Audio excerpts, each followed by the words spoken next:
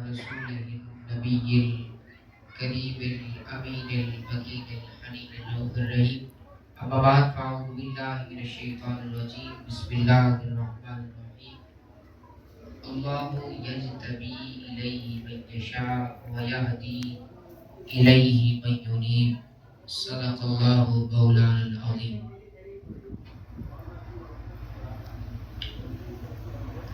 کچھ لے اٹھو اہل صفا کے در سے، کچھ لے اٹھو اہل صفا کے در سے، یہ در ہے قریب مصطفیٰ کے در سے. سبحان اللہ.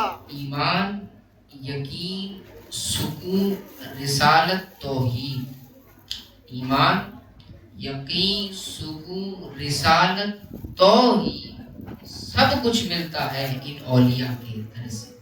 سبحان اللہ اللہ. جل جلالہ وعم نوالہ وعظم شانہ وجل ذکرہ وعز اسمہ کی حمد و ثنا روزو تاجدار کائنات، مفخر موجودات، زینت بزم کائنات، سید سروراں حامی بے کساں سیدنا محمد رسول اللہ صلی اللہ علیہ وآلہ وبارک وسلم کی درگبار گہربار میں اپنی عقیدتوں، ارادتوں اور نیاز بندیوں کا نذرانہ اور خراج پیش کرنے کے بعد السلام علیکم ورحمۃ اللہ وبرکاتہ. وعلیکم السلام ورحمۃ اللہ وبرکاتہ. اللہ پاک کا شکر بجا لاتے ہوئے اور اس کا فضل، اس کا اظہار کرتے ہوئے کہ زندگی میں ایک مرتبہ پھر قبلہ پیر طریقت، رہبر شریعت، ولی نعمت حضرت قبلہ پیر سید عاشق حسین شاہ صاحب کاظمی المشہدی علیہ رحمت الرحمن آپ کے دربار پر حاضری ہو رہی ہے اور 19/11 شریف اس کا انعقاد ہو رہا ہے. اللہ تبارک و تعالی ہمیں یہاں کی برکتوں، رحمتوں، فضیلتوں سے مشرف فرمائے اور ہمارا دنیا کو بھی ہماری انہی کی صحبت کے رنگ میں رکھ دے اور تا قیامت ان کی صحبت عطا کرے اور پھر حشر بھی ان کے ساتھ فرمائے. میں اب آپ سے گزارش کروں گا کہ جتنے پیچھے بیٹھے ہیں یہ آگے آگے تشریف لائیں یہاں پر تاکہ بات سننے سمجھنے میں آسانی ہو. آپ اٹھ کے یہاں آگے تشریف لائیں جتنے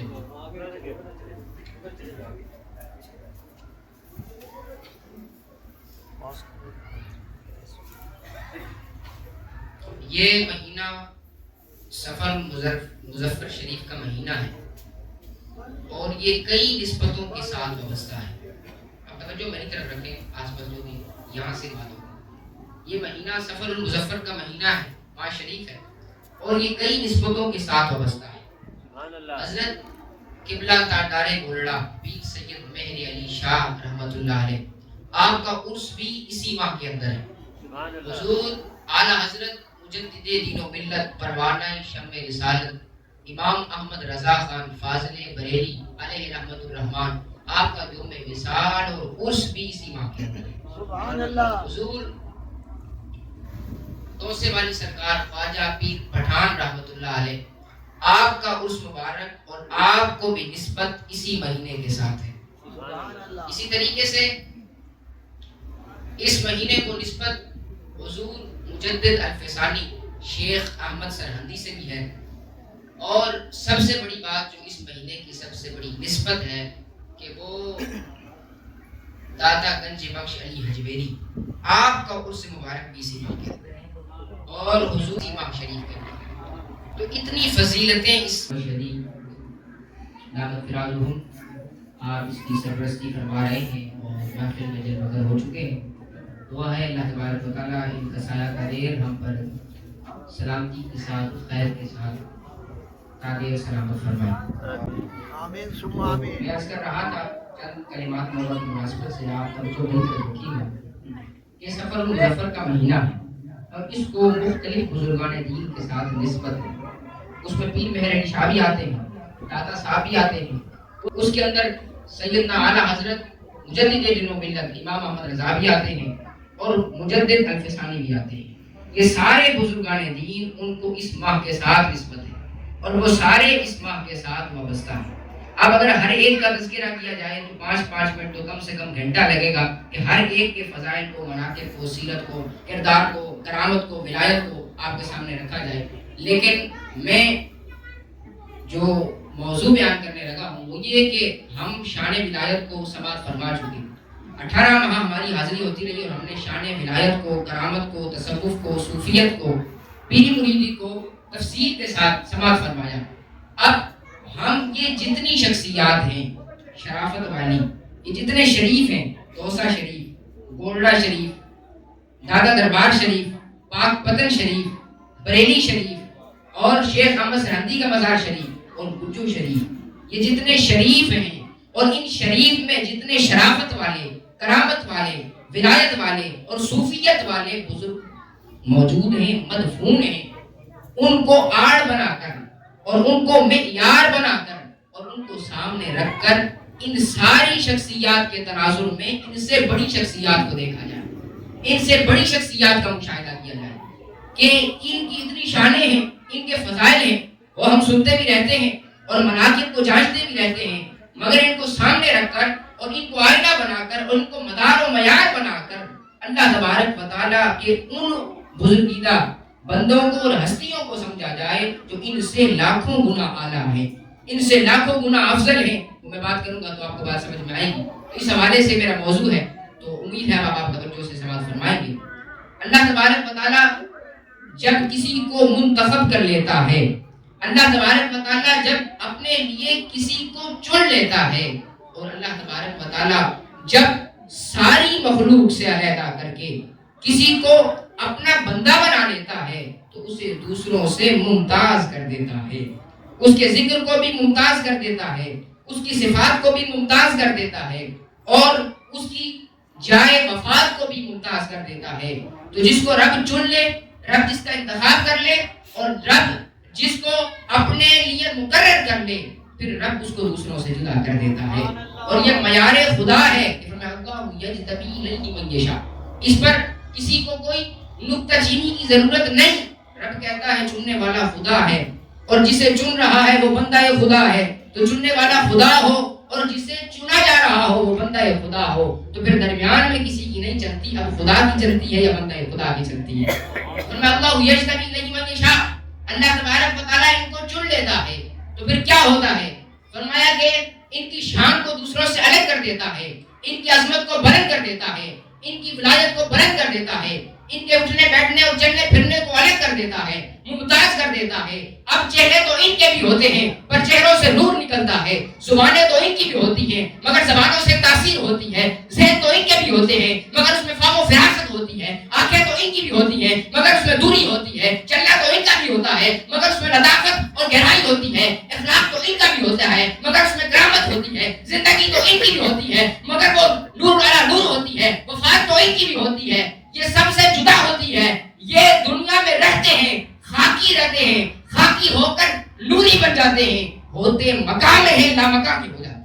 سبحان اللہ. ہوتے مقام ہیں، رہتے مقام ہیں، زندگی میں رہتے ہیں، ہمارے ساتھ رہتے ہیں، اٹھنا بیٹھنا ہمارے ساتھ ہوتا ہے، پھر کیا ہوتا ہے؟ رہتے مقام ہیں، ہوتے لا مقام میں جاتے ہیں، اللہ کے جاتے ہیں. تو جو لا مقام ہے، جو ہر چیز سے پاک ہے، تو لا مقام کے ہو جاتے ہیں. تو جب لا مقام کے ہوتے ہیں تو پھر اللہ تبارک و تعالیٰ جس کا جتنا مرتبہ ہے، جس کی جتنی شان ہے، جس کا جتنا مقام ہے، اس مطابق اس کو اجر عطا فرماتا چلا جاتا ہے.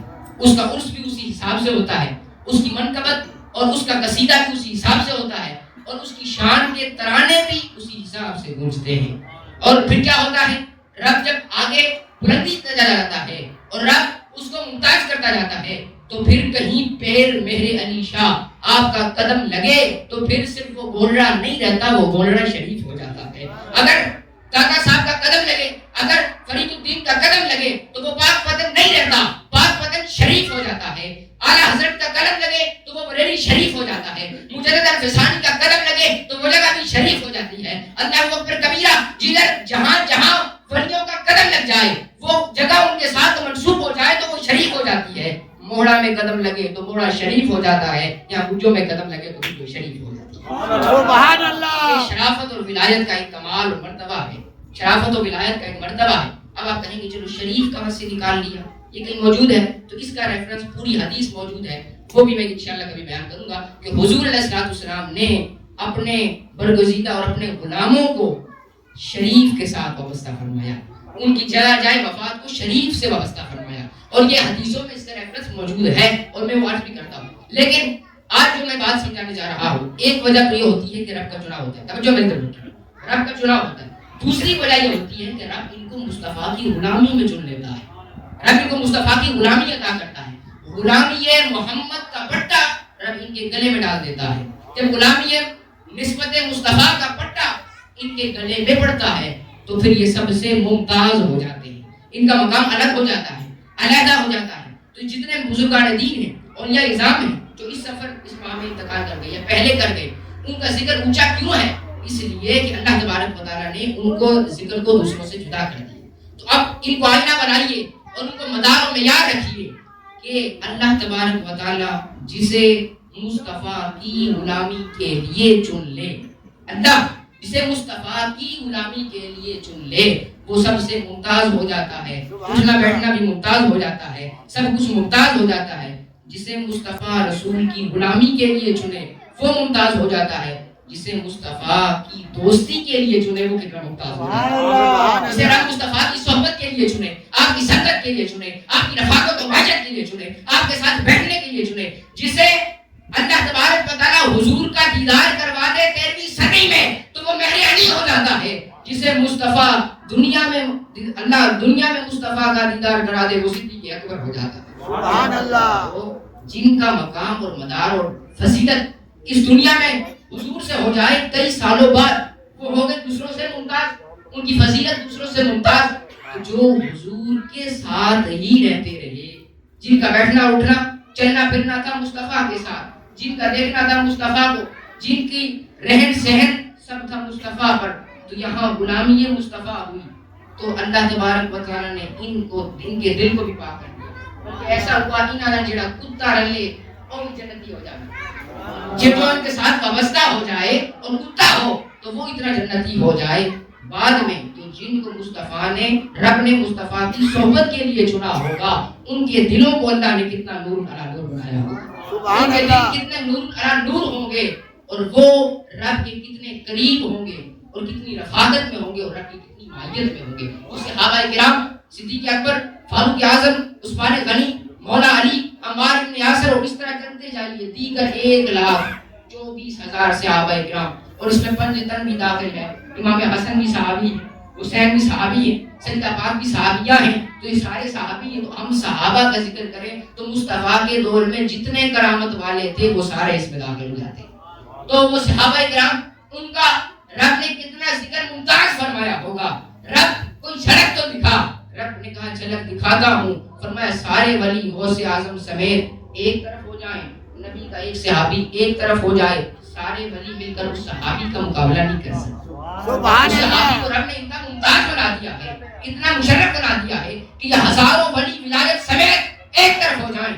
بلکہ بزرگان دین نے تو اتنا لکھا، عبداللہ ابن مبارک آپ فرماتے ہیں کہ جدھر صحابہ کرام کی گھوڑوں کی گرد لگ جائے وہاں سارے ولی مل کر اس مقام کا بھی مقابلہ نہیں کر سکتے۔ سبحان اللہ۔ صحابہ کی عظمت ہے، یہ صحابہ کی رفعت ہے۔ تو جہاں ولایت اور ولیوں کو ماننا لازم ہے وہاں صحابہ کی تعظیم کو بھی ماننا لازم ہے، وہاں ان کے مشرف ان کے مقام کو بھی ماننا لازم ہے۔ اب چند آیات سے صحابہ کرام کے انداز کو اور کریکٹر کو سامنے رکھ کر پھر اپنی بات مکمل کرتا ہوں۔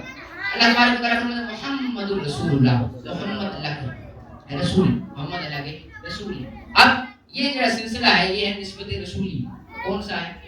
نسبت کیا بولے رسولی۔ 16 مہینے سے یاریاں کھا رہے ہیں، اتنا تو پتہ ہونا چاہیے۔ نسبت رسولی یہ ہمارا جو ہے وہ سلسلہ ہے اور یہ پہنچتا ہے حضور تک۔ تو نسبت رسولی 1600 سال بعد آئے تو پیر ہارون رشید بن جائے، کوئی خواجہ قاسم بن جائے، کوئی محمود آباد میں شاہ ادریس بن جائے، کوئی یہاں پر عاشق حسین کے لڑ لگے اور ہزاروں رونقیں بکھر جائیں۔ تو بعد میں 1400 سال بعد ادھر نسبت ملے تو نسبت رسولی ہو جائے۔ تو جو قریب مصطفیٰ کی نسبت رسولی تھی اس کا نام کیا؟ تو میں بات کر رہا تھا محمد رسول اللہ، محمد اللہ کے رسول ہیں، اب بھی موجود ہیں۔ والذین معه اشداء علی الکفار رحماء بینہم، محمد اللہ کے رسول ہیں اور جو ان کے ساتھ والے ہیں، ان کے قریب والے ہیں، ان سے تعلق رکھنے والے ہیں. رب فرما رہا ہے میں ان کی شان بیان کر رہا ہوں اور ان کی صفت بیان کر رہا ہوں. رب شان کیا ہے؟ فرمایا اشداء والکفار، کافروں پہ سب سے زیادہ سخت ہیں، کافروں پر سب سے زیادہ سخت ہیں. پھر فرمایا رحماء بینہم، آپس میں نرم دل ہیں، کافروں پر سخت ہیں اور آپس میں نرم دل ہیں. کیا وجہ ہے؟ یہ حضور کی صحبت کا اثر ہے کہ اگر ولی بٹھا کر کے کسی مرید کو اس کا تزکیہ کرے اور اس کو پاک صاف کر کے رب کے ساتھ جوڑ دے تو یہ تزکیہ ہے ولی کا، اور یہ شروع ہوئی مصطفیٰ سے ہوا. تو حضور نے جن کو پاس بٹھا کر وہ آیات نازل فرمائی ہوں گی، قرآن حضور کی زبان سے، یعنی قرآن ادا ہوتا تھا صاحب قرآن کی زبان سے اور ڈائریکٹ ان صحابہ کے دلوں میں جا کر رہتا تھا. تو میں اشداء والکفار، میں نے ان کو شان اور منزلت عطا کر دی ہے. اور میں کیا عطا کی ہے؟ تو میں کافروں پر بڑے سخت تھے اور میں آپس میں فرمایا رحماء بینہم، بہت سے صحابی آپس میں پیڑا نہیں ہو سکتا، آپس میں بڑے نرم دل ہیں، آپس میں بڑے پیارے ہیں. اور پھر فرمایا رب نے کہا وَزَيَّنَهُ فِي قُلُوبِكُمْ، اور یہ بھی سن لو کہ ہم نے ان کے دلوں سے کفر کو مٹا دیا، نفاق کو مٹا دیا، فسق کو مٹا دیا، گمراہی کو مٹا دیا، دلالت کو مٹا دیا، اور ہم نے ان کے سینوں میں ایمان کا نور منور فرما دیا، ایمان کے نور کو ان کے سینوں میں منور فرما دیا. فرمایا پھر آگے کیا کیا؟ فرمایا وَقَرَّهَ إِلَيْكُمُ الْكُفْرَ وَالْفُسُوقَ وَالْعِصْيَانَ، کہ محبت تو ان کو ہے ایمان سے. کس سے؟ ایمان سے. اور بغض کس سے ہے؟ فرمایا کفر سے. کس سے؟ کفر سے. آگے چلو، فرمایا والفسوق، گمراہی اور گناہ سے بھی ان کو بدگمانی. اور فرمایا والعصیان، اور ان کو اللہ کی نافرمانی کے بھی موقع نہیں ملتا. یعنی اللہ تبارک، ایک صحابی ہے عبداللہ ابن عمر، فرمایا حضور مجھے اجازت دیں میں پورا سال ہی روزے رکھنا شروع کیا، پورا سال ہی روزہ رکھنا شروع کیا، پوری سال ہی نماز پڑھنی شروع. صحابہ نے روزہ رکھنا شروع کر دیا حضور کو دیکھ کر. حضور پورا سال روزہ رکھتے اور یوم وصال رکھتے. جب صحابہ کہتے آپ کی کمزور ہوئے تو حضور نے جب دیکھا کہ صحابہ کمزور ہیں، حضور نے فرمایا تم صوم وصال نہ رکھا کرو، وہ میرا رب ہے. ان اللہ یطعمنی ویسقمنی، وہ رب مجھے کھلاتا بھی ہے، رب مجھے پلاتا بھی ہے. تو وہ تو سارا میرا ساتھ جو رب کا تعلق ہے وہ اور ہے اور تمہارا اور ہے. تو وہ صحابہ جو صوم وصال رکھا کرتے تھے مصطفیٰ کے کہنے پر. تو اب رب نے یہ کیوں فرمایا؟ رب نے فرمایا آگے کوئی اختلاف ہو جائے کسی صحابی کے اندر، کوئی اختلاف ہو جائے، مشاجرات ہو جائے، تو لوگ کہیں گے گمراہی ہے، لوگ کہیں گے فسق ہے، لوگ کہیں گے دلال ہے، لوگ کہیں گے نافرمانی ہے. رب نے فرمایا میں یہ جو چیپٹر ہے یہ آج ہی کلوز کرنے جا رہا ہوں.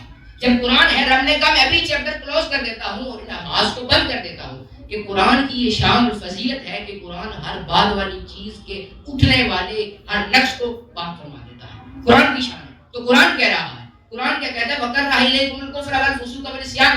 کوئی کہے دشمنی تھی، کوئی کہے عداوت تھی، کوئی کہے بغض تھا، کوئی کہے نافرمانی تھی، کوئی کہے لڑائیاں تھی، کوئی کہے دنیا اور ملک کا جھگڑا تھا. رب نے فرمایا صحابی ہو، اللہ تبارک و تعالی میں اختلاف تو ہو سکتا ہے پر عداوت نہیں ہو سکتی، دشمنی نہیں ہو سکتی، مگر اختلاف تو ہو سکتا ہے. اور فرمایا پھر رب جنگیں کس لیے، رب اختلاف کس لیے، رب مشاجرات کس لیے؟ رب نے فرمایا ان کا اختلاف کی رحمت بناتا ہوں، ان کے اختلاف کو ان کے لیے مصیب بناتا ہوں، ان کے لیے ثواب بناتا ہوں، ان کے لیے اجر بناتا ہوں. ان کی جو جنگیں ہوئی ہیں فسق و کفر کی وجہ سے نہیں ہوئی، غلبہ اسلام کے لیے.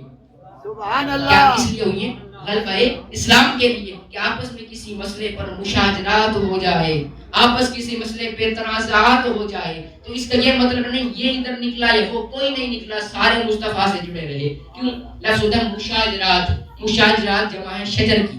کیا ہے؟ شجر کی. اب شجر کی مختلف ٹہنیاں ہیں، آپ دیکھتے ہیں الگ الگ، ایک ادھر چلی گئی ایک ادھر چلی گئی. تو اب برقرار ہو گیا نہیں یہ جو پتا ہے نا اس کا تعلق جڑ سے نہیں ہے. کیوں؟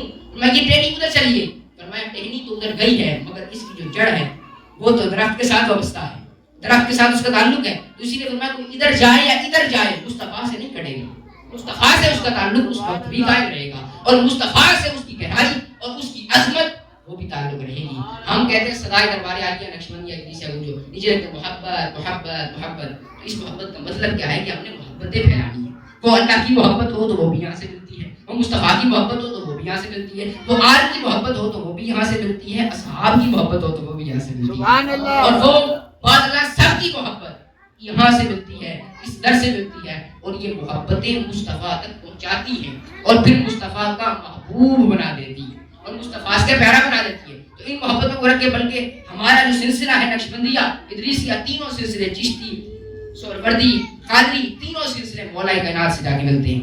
نقشبندیہ سلسلہ پہلے اس کی ابتدا سیدنا صدیق اکبر سے ہوتی ہے، یعنی یہ اس کا جو سلسلہ ہے ہمارا چلتے چلتے چلتے چلتے صدیق اکبر تک اور پھر صدیق اکبر سے مصطفیٰ تک اٹیچ ہوتا ہے۔ تو اسی طریقے سے یہ بات ہے۔ اور آخری بات میں صحابہ کی شان میں بات کر کے اپنی بات کو ختم کرتا ہوں۔ بزرگان دین بھی ہو گئے اور صحابہ بھی ہو گئے۔ حضرت مجدد الفسانی رحمۃ اللہ تعالیٰ، کون؟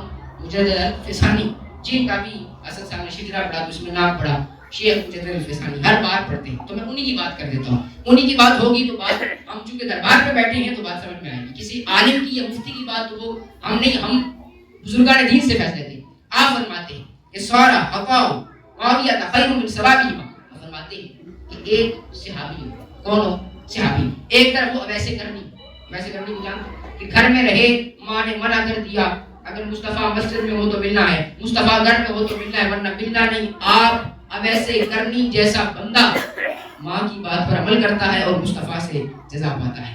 عبداللہ ابن عمر، نمبر 2، آپ توجہ کی طرف، عبداللہ ابن عمر، آپ کا دور آیا تو بکریاں اور شیر ایک ساتھ کھڑے ہو کر پانی پیتے تھے۔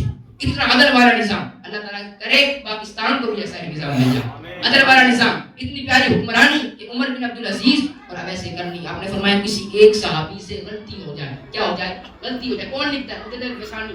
کون لکھتا ہے؟ مجدد الفسانی۔ فرمایا ایک سے غلطی ہو جائے، فرمایا ادھر سب کچھ صحیح ہو، ادھر سب کچھ، اب ایسے کرنی کی بھی صحت ہو اور جناب والا عمر بن عبدالعزیز کی صحت ہو، فرمایا اب ایسے کرنی کا صحیح فیصلہ ہو، عمر بن عبدالعزیز کا صحیح فیصلہ ہو، صحابی کا بظاہراً غلط فیصلہ ہو، فرمایا وہ صحیح فیصلے سارے مل کر صحابی کے غلط فیصلے کو نہیں پہنچ سکتے۔ اتنا مقام ہے صحابی، بہت کرنے والے مجدد الفسانی ہیں۔ آپ فرماتے ہیں کہ صحابی کو نہیں پہنچ سکتے، مجدد الفسانی دلیل دیجیے۔ آپ نے اتنا بڑا دعویٰ کر دیا، اتنا بڑا معاملہ کر دیا، اتنا بڑا ثبوت پیش کر دیا تو اب اس کی دلیل دینی پڑے گی۔ تو وہ بات کرنے بھی مجدد الفسانی تھے۔